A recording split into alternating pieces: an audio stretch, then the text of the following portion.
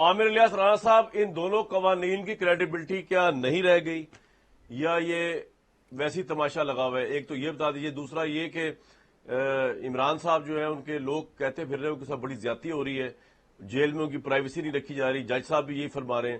آپ کو لگتا نہیں ہے کہ یہ نون لیگ جس طرح پی ڈی ایم کی گورنمنٹ جس طرح چھوڑ کے گئی ہے عمران خان کو جن جیل کے حالات میں، تو وہ مزید ان کو ہیرو بنانے کے لیے سارے اقدامات کر رہی ہے تاکہ وہ مزید وکٹم کارڈ کھیل سکیں؟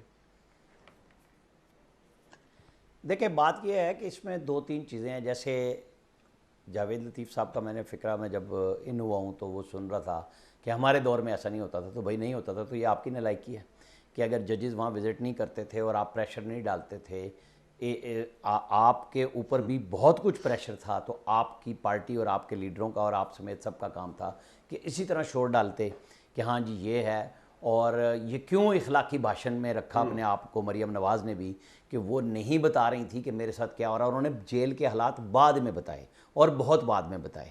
نہیں ہونا چاہیے تھا یہ کام. یہ جو تھوڑی بہت خبر کر رہا تھا اس وقت بھی میڈیا جتنی جکڑا ہوا تھا، جہاں ہمارے بہت سارے لوگ دھاڑتے تھے شیر کی طرح بیٹھ کے میڈیا پہ، وہ بند کمروں سے لا کے چیزیں اور پھر بعد میں روتے تھے کہ ہمیں غلط بتایا گیا، اس وقت بہت سارے لوگ یہ بات کر رہے تھے کہ ہاں زیادتی ہو رہی ہے. لیکن اب ان کی حکومت چلی گئی ہے. عمران خان صاحب کو وہ سارے حق ملنے چاہیے جو کسی بھی قیدی کے ہیں. نمبر ون بات یہ ہے، وہ حالات کہہ رہے ہیں، انہوں نے آج سب لوگ بول رہے ہیں وہ دیکھتے تھے فواد حسن فواد اور خواجہ سعد رفیق جس بیرک میں تھے اس میں آگ لگوائی گئی تاکہ یہ خوفزدہ ہوں، مافیاں لکھیں. کیا لاہور کی جیل میں نہیں ہوا؟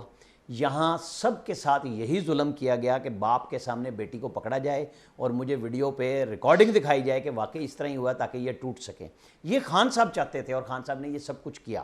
یہ تمام پی ایم ایل این کے لوگوں کے ساتھ انتہا درجے کی زیادتی ہوئی. فریال تالپور کو پکڑا گیا اور زرداری صاحب پکڑے گئے، سب لوگوں کو انہوں نے کچھ چھوڑا نہیں تھا.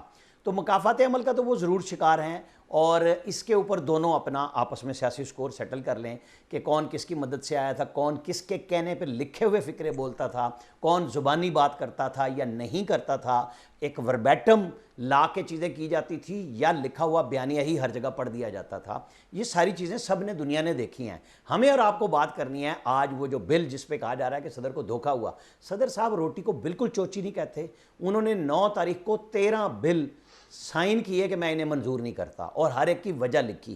9 اگست کو 15 اگست کو پیمرا کا لا انہوں نے سائن کیا کہ میں اسے بنا رہا ہوں، اور اس دن میڈیا انڈسٹری کے لوگ ملے، انہوں نے کہا میں ہر قانون پڑھتا ہوں. میں آپ سمیت بہت سارے لوگ صدر مملکت سے ملتے رہے ہیں مختلف فنکشنز میں، 50 کے گروپس میں بھی، 10 کے میں بھی، اور وہاں وہ ہمیشہ کہتے تھے کہ میں تو فروغ نسیم کو بھی بتا دیتا تھا کہ یہ چیزیں ٹھیک نہیں ہیں، پہلے سے ٹھیک کر لو بجائے لا میں لائے. میں نے اعظم نذیر تارڑ کو بھی بلا کے پرسنل مشورے بھی دیے ہیں کہ ان قوانین میں یہ کر لیں. وہ اتنے ویجیلنٹ تھے، وہ 9 تاریخ کو اتنے ویجیلنٹ تھے کہ شہباز شریف نے جو سمری ڈیزالو کرنے کی ایڈوائس بھیجی وہ 11:50 پہ ایوان صدر میں ریسیو ہوئی اور 11:59 پہ ان کی ایڈوائس اسمبلی توڑنے کی گورنر ہاؤس لاہور سے میڈیا کو ریلیز کر دی گئی.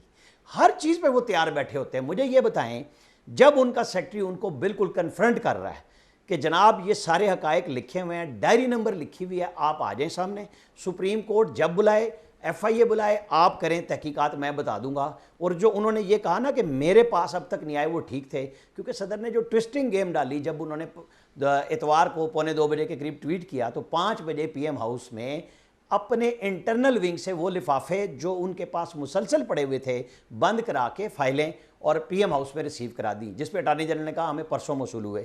گزٹ نوٹیفیکیشن سینٹ نے ایز پر لا 18 تاریخ کو کر دیا. وہ لا تو موجود ہے. اب چلے جائیں سپریم کورٹ میں، جس نے جانا ہے جہاں پہ سوال آئے گا وہ یہ آئے گا کہ جھوٹ کون بول رہا ہے، سچ کون بول رہا ہے. وہ کہتے ہیں نا پنڈی کو بھی خوش کر دیا، پھر پارٹی کے چیئرمین کو بھی، پھر ٹرولنگ میں بھی وہ آ رہے ہیں نا سارے سوشل میڈیا پہ. ایک تو ہے مسٹر یو ٹرن خان، یہ آئے ہیں، ان کی تصویر کے ساتھ لگا ہے یو ٹرن پرو میکس. اب یہ جب دونوں طرف کھیل رہے ہیں تو پھنس گئے ہیں. بھائی ان کو پتہ ہے کہ یہ 16، میں بالکل پی ٹی آئی کے دور کی بات نہیں کرتا، 16 مہینے سے مسلسل جس قانون کو انہوں نے ریجیکٹ کیا، انہوں نے جو عمران خان صاحب نے چیلنج کیا ہوا ہے نیب لا کو، پارلیمنٹ کے مشترکہ اجلاس کے پاس ہونے کے باوجود ایسنٹ نہیں دی، اس کا بھی نوٹیفیکیشن گزٹ نوٹیفیکیشن قومی اسمبلی میں لگا ہوا ہے ویب سائٹ پہ، اور اس میں لکھا ہوا ہے ڈیم ٹو بی. یعنی صدر کرے نہ کرے وہ قانون صدر کے نام پہ ہی شائع ہوتا ہے، جیسے یہ ہوئے۔ اب آپ مجھے آخری یہ بتائیں، صدر کو کیا اس ملک میں ویٹو پاور حاصل ہے جہاں پارلیمانی نظام ہے کہ وہ جس قانون کو چاہیں، یعنی اس دفعہ نئی مثال قائم کرنے کی کوشش کی ہے، جیسے پاناما کیس میں سپریم کورٹ نے نئی جورسپروڈنس بنا کے دی تھی، صدر صاحب نے یہ کیا کہ میں نے نہیں کیا، میں نے کہہ دیا تھا۔ بھائی آپ ہر چیز کو لکھ کے بھیج رہے ہیں، یہاں نہیں بھیج رہے، تو اس کا مطلب ہے جو ان کے لائر پی ٹی آئی کی سائیڈ کے بڑے بڑے وکلا کہہ رہے ہیں کہ یہ کاغذ کا ٹکڑا ہے۔ بھائی پھر اس کا مطلب یہ ہے کہ صدر اگر نہیں چاہے گا سر معاملہ تو پھر سپریم کورٹ میں لٹک گیا نا ان دو بلوں کا کہ یہ قانون ہے یا نہیں ہے۔ نہیں، مشترکہ اجلاس کا پوائنٹ رکھا ہی کیوں گیا تھا؟ اس لیے کہ صدر کو ہاں یا نہ کرنی ہے اور لکھ کے کرنی ہے۔ یہ تو بالکل ہی نیا دھندا کھول دیا انہوں نے کہ جناب میں نے روک لیا تو اس کا مطلب ہے اب زیرو ہو گیا، پارلیمنٹ کی وقت ہی ختم ہو گئی۔